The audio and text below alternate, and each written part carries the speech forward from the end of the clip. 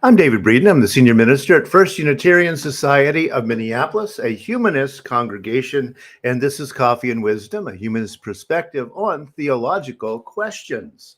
For the month of April, I'm going to be looking at liberology, what it is, what it's not, what it's designed to do, what it's not designed to do, etc.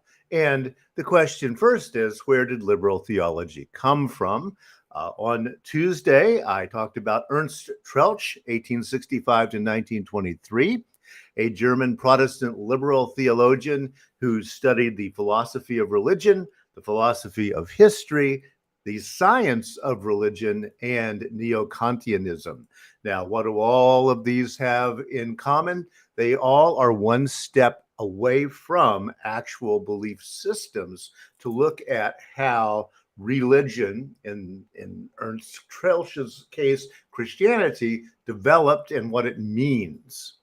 So, reportedly at the end of a conference in which a lot of modernist ideas, such as Darwinism, were being discussed, Troeltsch said, "Gentlemen, everything is tottering," by which he meant the entire structure of the church. He was a German Lutheran, but he was seeing that Protestantism in general was, perhaps we would say, eating its own tail through modernism. So what is liberal about liberal theology? Well, first, I have to point out that although liberal theology and political liberalism often go hand in hand with the people who think this way, it isn't automatic. There are politically conservative liberal theological folk, especially the further back in time we go, before the 1980s here in the United States, when we began to have what we nowadays call the culture wars. Well, to look at what liberal religion is, I want to take first a look at a site called thegospelcoalition.org, which is a fundamentalist website. And let's see how they see liberal theology. Well, first off, they're going to say, here's their definition: liberal theology is rooted in modern, secular theories of knowledge and has moved towards participation in the work of the church as the priority for Christians at the expense of delineating theological belief, which has led to the abandonment of many orthodox beliefs in many mainline denominations. Now, what does that all mean? Well, it means that Ernst Troeltsch, way back there, committed liberal theology to an idea of keeping up with the times, of keeping up with secular knowledge, the effects of sociology, psychology, philosophy, and theology, etc., keeping up with the way that contemporary secular people think about the world.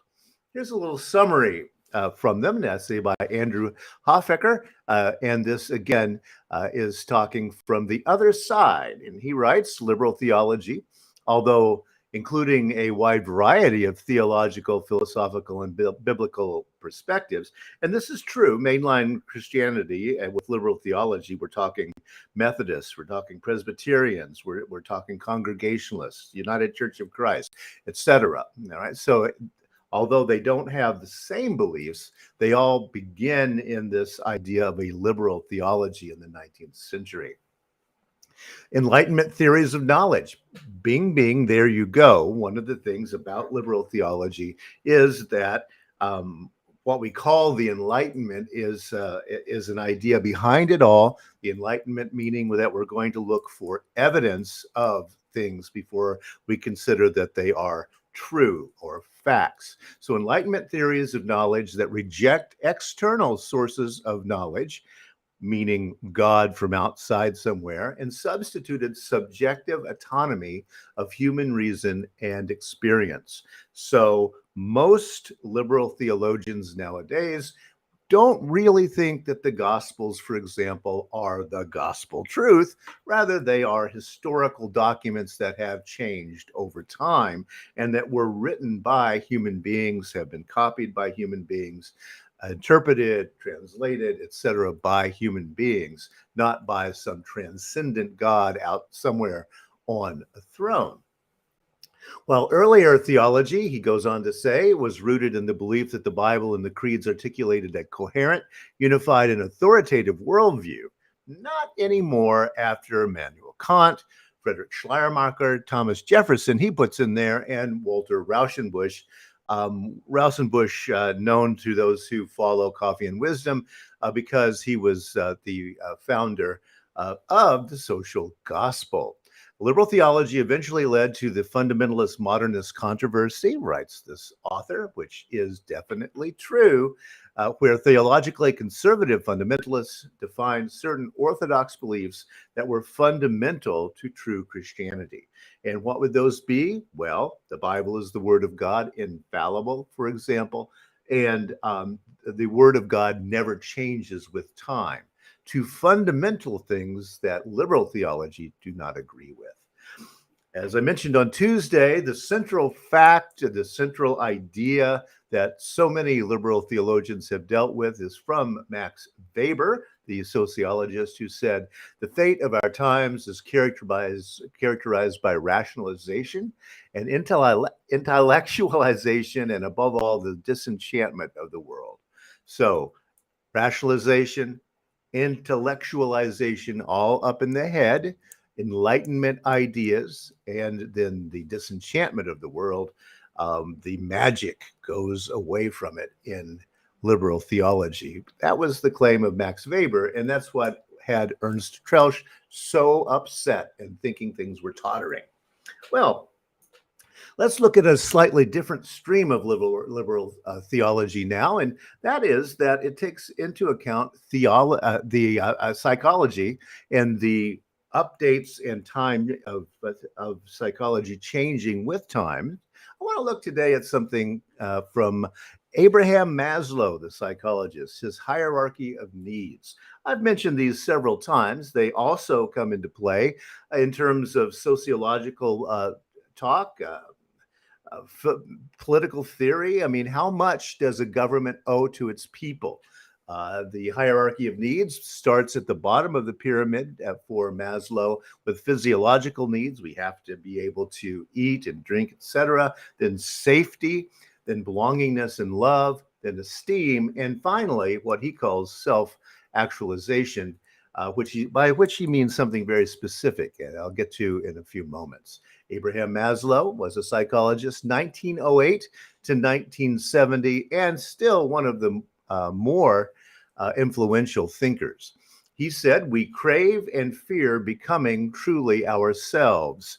And again, that's that self-actualization thing as we build up. We crave and fear becoming truly ourselves. So, what kind of statement did Maslow make when he said that? Was it a theological statement, a sociological statement, a philosophical statement, merely a psychological statement? Where was he going with that? Well, all of the above, I think he would have answered. He invented something called humanistic psychology. Now, since I'm a humanist, that would have to perk my interest, wouldn't it? Well, let's take a peek. This is from Wikipedia, defining humanistic psychology. It says this: the basic principles behind humanistic psychology are simple. Number one, someone's present functioning is their most significant aspect. As a result, humanists emphasize the here and now instead of examining the past or attempting to predict the future. So we're not going to talk about your childhood. We're not going to talk about the bad things you did when you were 20 years old. We're going to look at the situation here and now. Two, to be mentally healthy, individuals must take personal responsibility for their actions, regardless of whether the actions are positive and negative. So you're going to say, yes, I did that, but no, that's not the kind of person I am. I'm going to strive towards self-actualization. Number three, each person simply by being is inherently worthy. While any given action may be negative, these actions do not cancel out the value of a person. So the inherent worth and dignity of each person is central to Unitarian Universalism and also to humanism. Just by being born, people have certain worthiness and rights and responsibilities as well. Number 4, the ultimate goal of living is to attain personal growth and understanding.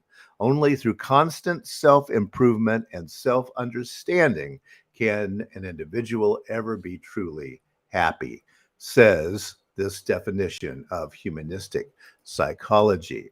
I want to look at a particular book that Abraham Maslow wrote called Religions, Values, and Peak Experiences. Nowadays, peak experiences, we usually call those flow experiences nowadays, some sort of experience that's a little bit above the normal.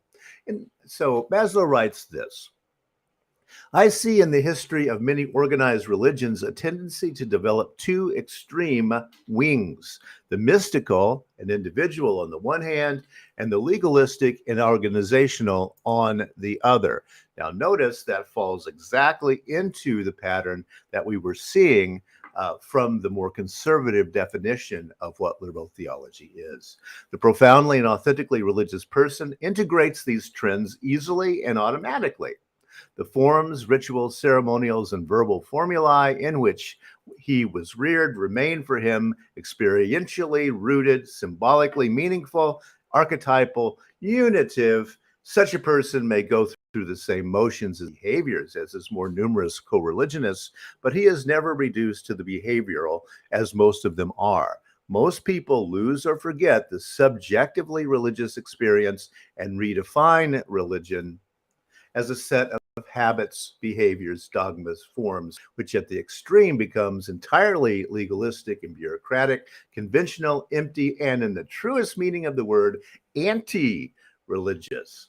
Okay, so people slowly with time will make the beautiful religion into a very mechanistic, gotta do sort of habitual thing, and thus actually destroy the religious impulse. He goes on to say the mystic experience, the illumination, the great awakening, along with the charismatic seer who started the whole thing, are forgotten, lost, or transformed into their opposites. And so the original founders of religions are forgotten about or turned into something they never were.